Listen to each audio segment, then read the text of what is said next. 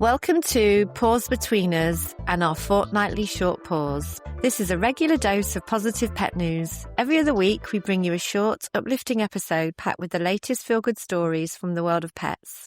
So take a moment to tune out from the negative news dominating our headlines and help us to shine a light on the good, celebrating the joy pets bring to our lives and sharing the inspiring changes making their lives better too. Settle in for a short pause and let's spread some positivity together.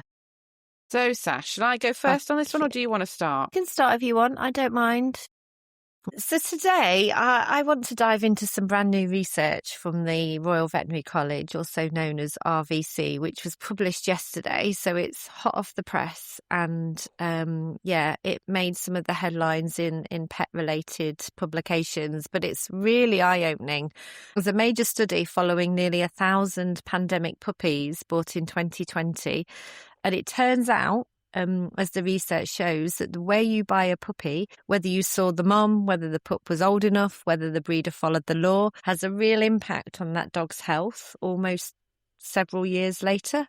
In terms of what the study looked at, it followed 985 puppies bought during the pandemic all the way until they were 20 months old. And the researchers wanted to know, do early buying practices affect later health? And spoiler alert, yes, they do. But it's not in a small way either, because 94.5% of these young dogs, according to the research, had at least one health issue by the time they're even 2 years old. So that's almost every single dog that was followed as part of the research. And the most common health issues were tummy problems, skin issues, ear and ear problems, and upper respiratory stuff. So this is where it gets really interesting, because puppies were more likely to have multiple health problems if they were sold under 6 weeks old, sold without the buyer seeing the mother, bought by first-time dog owners, or are sold without a microchip. And these are classic what they call pet phishing red flags. Pet phishing is not a term I've heard of before, so it's an interesting expression. But the study basically confirms that these are not just ethical issues, that they have real measurable health consequences. If you buy a puppy who's too young, you don't see the mother, you're a first-time dog owner yourself, the dog doesn't have a microchip, all those things I just mentioned, they do have an impact on a dog's health. So another big finding from the study that was that 23.5% of owners spend more on vet care than they expected because of these challenges. And even though UK law says puppies must be at least 8 weeks old, buyers must see the mom and third-party sales are banned, a lot of pandemic buyers still broke those rules without realising. So it's not that they intentionally meant to do that. They just maybe a bit inexperienced. During the pandemic, life was a lot more restricted. But it is heartbreaking because most people weren't trying to do anything wrong. So, yeah, I think that was a really fascinating study. It's obviously quite detailed and I want to delve into it a bit more. Maybe we can chat about it next time. But it's just a bit of an eye-opener, really, because if you track these dogs over time, you can see the health consequences of some of those practices. So, yeah, gave me things to think about. I wouldn't have thought that, really. I could probably see the correlation with some of it.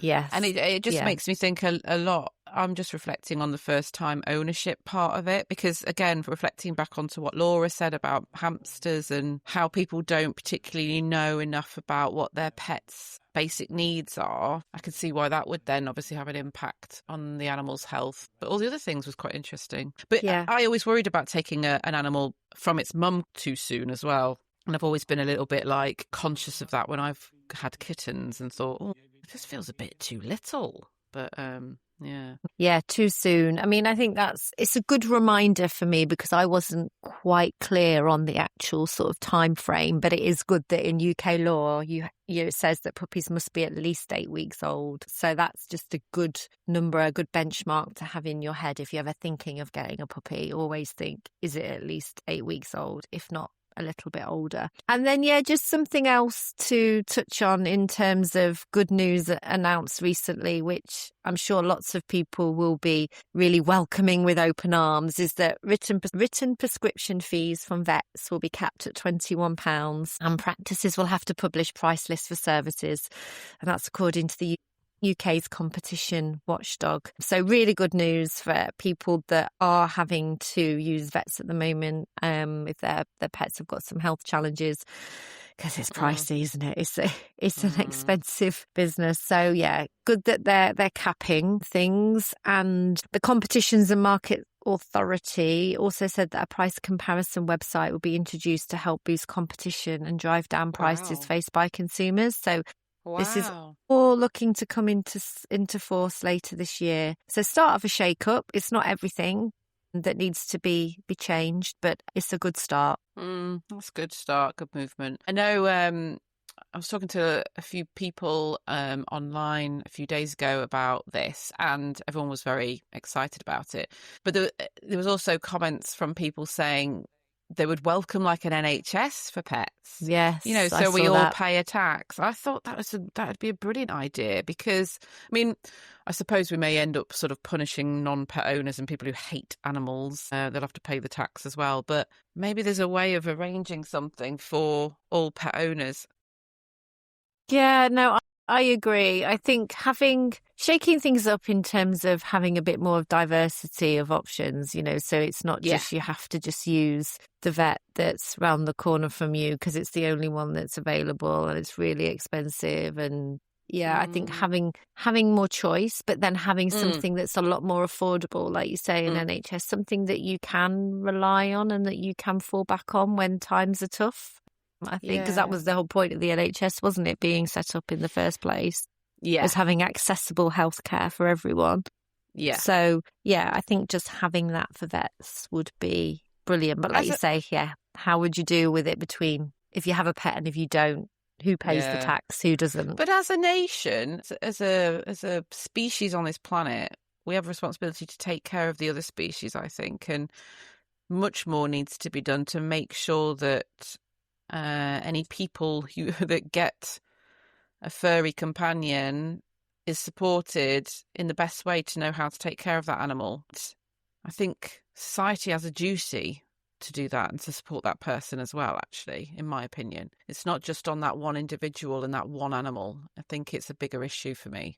But I'd like to see what comes out of that. I suppose some charity organisations will be looking into this as it develops. It's like that thing we talked about Italy, you know, paid pet leave. There's so much more that needs to move and budge, we said at the time, to make pet ownership and guardianship just much more, much more sort of supported, the right thing to do, much more education, much more kind of integration into life, because everybody says how much they love their animals. So many people are animal lovers. I don't see why it'd be a hard thing to do that, to get to that point where it's more integrated with everything else. We'll see. Yeah, let's hope so. Let's hope so within our lifetime we'll see that, Nat. I hope so. Yeah, let's hope so. So what have you found in the news this week then that's inspired you or made you curious? Yeah, so it was something in a magazine I got, actually, and I've sort of had a look a bit more deeply into it. And it's following up Katie's appearance last week. So I thought I'd sort of share a few more things, research into why it's good to have a pet. What other things make having an animal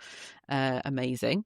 Some research has been done, and so this is all kind of like thorough stuff. It's not just sort of word of mouth. It's all been properly researched. But some research links pet ownership, particularly cats and dogs. That's probably because that's all they've researched, actually. But with lower blood pressure, reduced stress hormones, more physical activity, and better cardiovascular outcomes. So the Cats Protection as well in 2009 found that past and present cat owners had a 30% lower risk of death from heart attacks.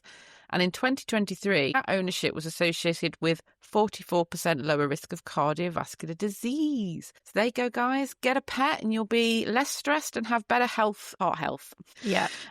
Pet interaction is also can increase social contact and feelings of companionship and make people feel less isolated.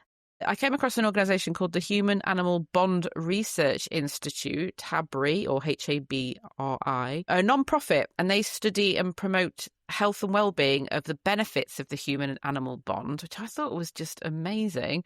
And its mission is to advance the role of pets in people's health through science, education and advocacy. So they were sort of supporting this kind of isolation feeling. Well, obviously, pets help with mental health. Stroking our pets can release oxytocin and serotonin, helping with mood and anxiety. A cat's purr is at a particular frequency known to be used in human medicine to promote bone healing and tissue repair. This is in humans as well as obviously the cats themselves. And exposure to pets can help children build strong immune systems and help reduce allergies. So good one there for anyone who hasn't got a pet. Maybe think of all these lovely things that could help. One of the things I also found a little bit of on the sadder side, but also just shows how close the human-animal bond is. But death of a pet can also cause grief similar to that in human bereavement. And I think some of us know a lot about that. But what I will say, just to end on there, we obviously advocate for sensible considerations of getting a pet. You know, you need to think this through before and do your research. We've mentioned this a number of times today, particularly. You need to know what you're getting into. You need to know what your animal needs before you get one. And whether it will fit in with your lifestyle, you need to understand the costs implicated there. If you're going to have an animal, there will be costs involved. And obviously, if anyone's got any allergies and it's going to cause any problems. So it's better, in my opinion, it's better not to get a pet at all than to give one up and have it go into care or be rehomed. You need to think this through. So we will always say this, there's obviously positives with owning a pet, but make sure it's right for you. Do your research. So the other thing I found was a thing called the 5 domains model. So a few weeks ago on one of the podcasts, I mentioned how important I felt it was that animals have choice and freedom to do what they want to do in some respects. So this approach has been kind of pulled together in a more official way called the 5 domains model. And the 5 domains is to help you understand whether your animal is really experiencing good welfare. And it goes beyond just care. It's actually kind of making sure the animal has a good standard quality of life. So the first one is nutrition. So that's whether the animal is getting enough, but not too much, of the right kinds of food, access to water, obviously. Physical environment, whether the animal has enough space, appropriate flooring and lighting, is able to rest and sleep, and is not exposed to pollutants or noxious odours. Health, that the animal is free from pain, injury or illness, has good muscle conditioning and doesn't have an impairment that impacts their ability to function, or that's obviously taken care of. Behavioural interactions is the 5th one. Can an animal engage in their natural behaviours and have a positive interactions with other animals or any humans if appropriate? And that includes things like playing, resting, exploring and socialising, if that's normal for the species. And the final one is mental. How the first 4 areas that we've mentioned, so the nutrition, physical, health and behavioural stuff, affects their overall well-being.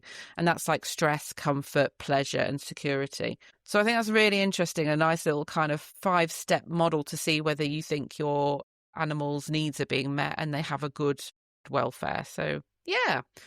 Thought that was really interesting. Yeah, no, definitely. I think those 5 domains great, because when I was having when I did my grooming training and when I also did my canine nutrition training, you start off with those domains as basic principles around animal welfare, and they are kind of the key things that you need to know and everyone needs to know if they're working with animals. So that's really good. But it was not something I was familiar with as a thing before I did that training. So great if you work in the industry and you know these things, but not everyone does. So I think it's really important to share that those are those basic needs for animals. And actually, it's the same with humans. You have the sort of the basic needs for us, don't you? And they are similar. So it's good that there is that version for animals too.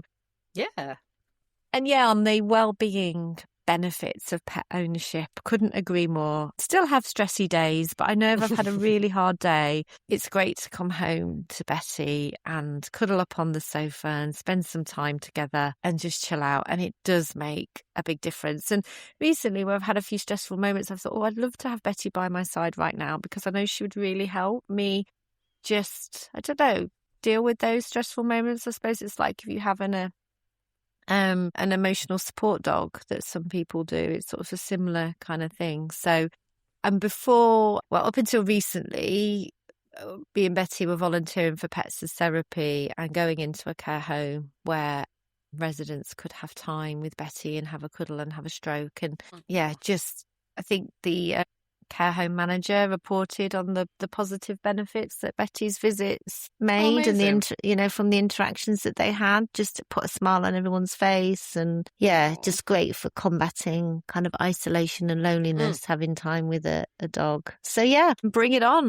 There you go, Kate. Another reason. Yes, Katie, if you're listening, dear friend Katie, these are all the reasons why, or another reason why you should get a pet or get a dog, as we're advocating for. But lots of really positive stuff out there right now. It's great to hear about it. It is nice to have some positive news, as we said, and that's what we hope to do. And we also wanted to let you know that we were inviting some very special guests over the next coming weeks. We've got a lot of people lined up, which is so fabulous, from rescue centres to scientists to cat behaviourists and bunny advocates.